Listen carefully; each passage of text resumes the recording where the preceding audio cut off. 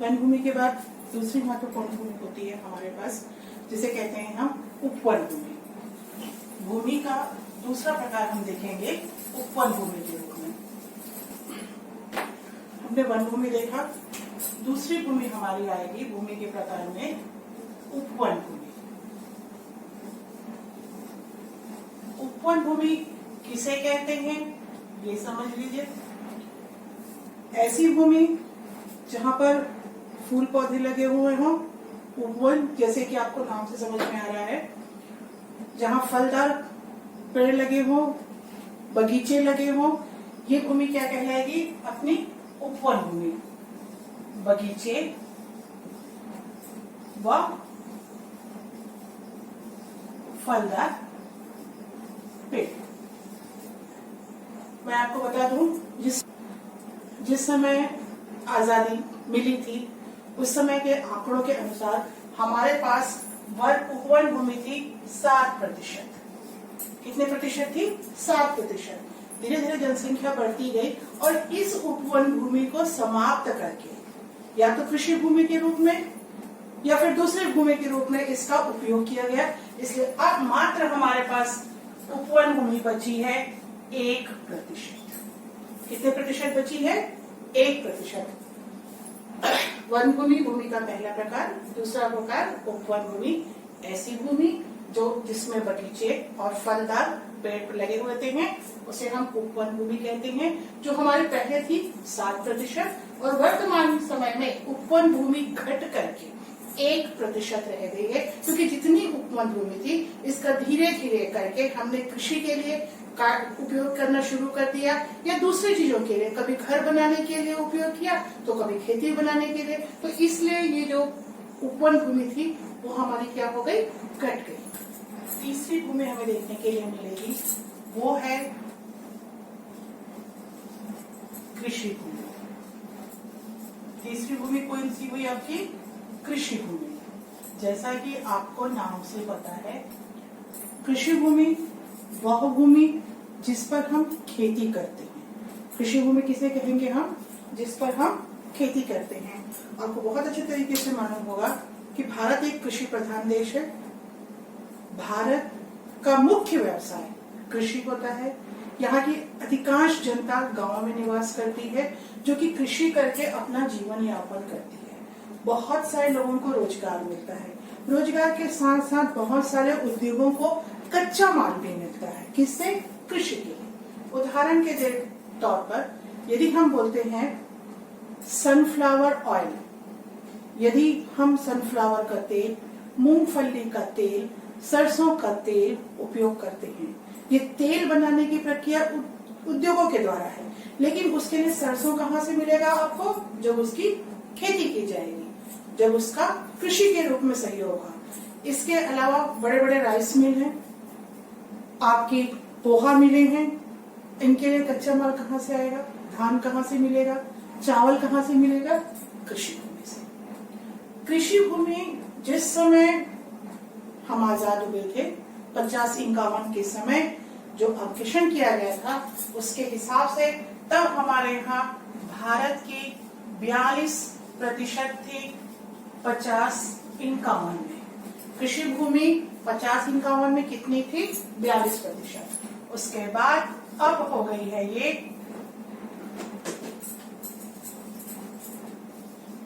46%। 70-71 में जब पुनः किया गया उस समय 42 से कहां तक गई? 46। लेकिन 70-71 के बाद ये कृषि भूमि स्थिर हो गई है। कृषि भूमि अब स्थिर हो गई है, अब उसमें कोई बढ़ोतरी नहीं हो रही है।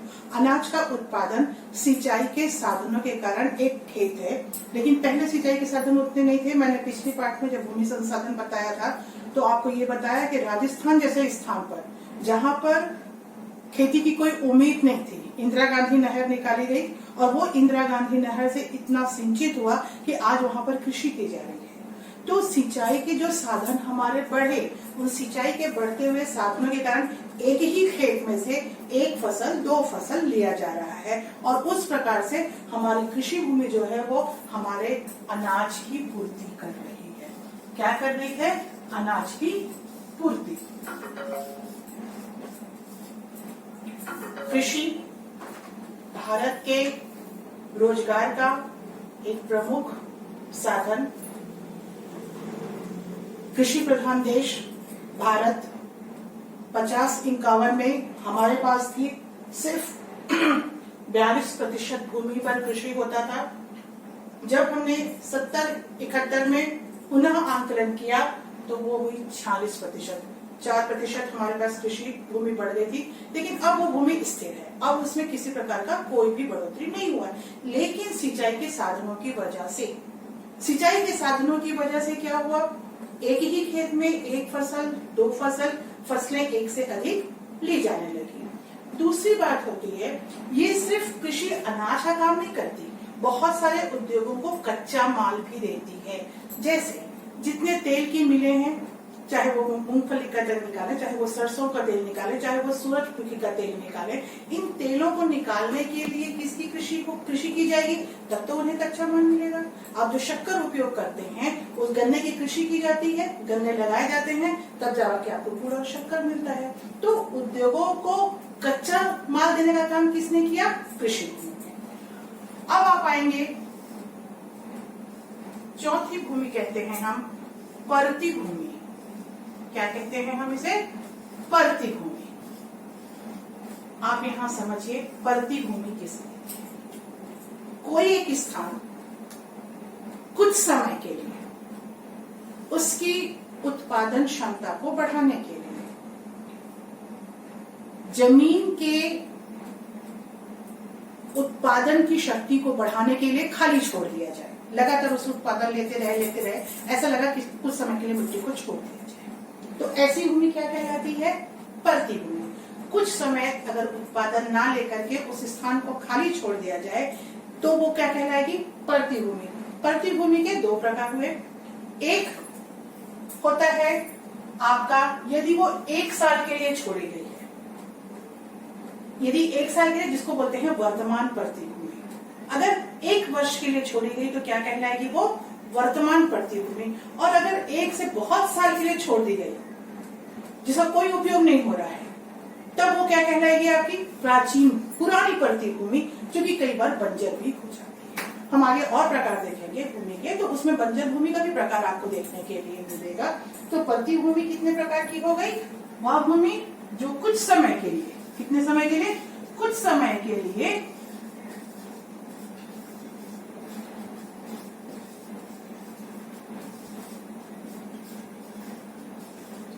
छोड़ दी जाए, है ना, कोई उत्पादन ना लिया जाए उससे, तब वो क्या कहलाएगी, आपकी परती भूमि।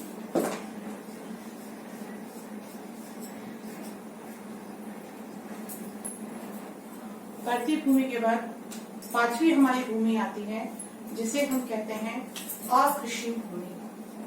क्या कहेंगे हम उसे, अकृषि भूमि। अब पहले ये समझिए, अकृषि भूमि के अंतर्गत कौन कौन सी भूमि आती है। ऐसी भूमि जिसका हम कृषि के लिए उपयोग नहीं कर सकते, ऐसी भूमि जिसका हम कृषि के लिए उपयोग नहीं करते, वो क्या कहलाती है, आपकी अकृषि भूमि। ऐसी भूमि कौन हो सकती है, आपका खेल का मैदान हो सकता है, आपके गड्ढे हो सकते हैं, आपके सड़कें हो सकती हैं, आपकी दुकानें हो सकती हैं, रेत के टीले हो सकते हैं। ऐसे बहुत सारे हमारे मकान, हमारे दुकान, हमारे उद्योग संस्थान, ये सारे किसमें आएंगे, अकृषि भूमि, जहाँ कृषि ना की जा सके। जैसे आपका खेल का मैदान,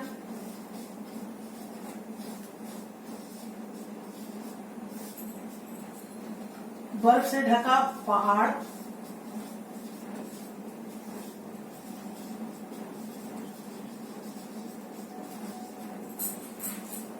उद्योग, सड़कें, रेल मार्ग, वो सारे साधन जिसका हमने कृषि के लिए उपयोग नहीं किया, वो क्या कहलाएंगे, आपकी अकृषि भूमि। जब शुरुआत में अकृषि भूमि हमारे पास बहुत थी। धीरे धीरे अकृषि भूमि हमारी बढ़ती गई। कम थी पहले कृषि बहुत होता था।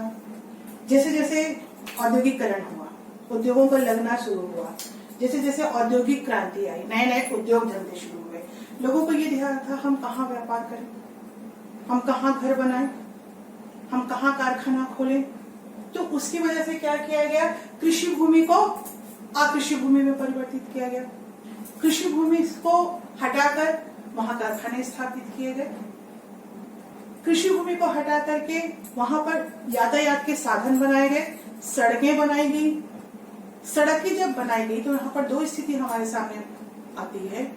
वो किसान जो उस खेत में कृषि करते थे, जब उस बीच से सड़क बना दी गई और ये कहा गया कि आपको मुआवजा दे दिया जाता है, आपको जो भी मुआवजा है वो मिलेगा।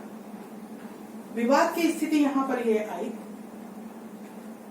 जो मुआवजा दिया गया, जितना उसका उत्पादन था, क्या उस हिसाब से मुआवजा मिला? मुआवजा कम होता है।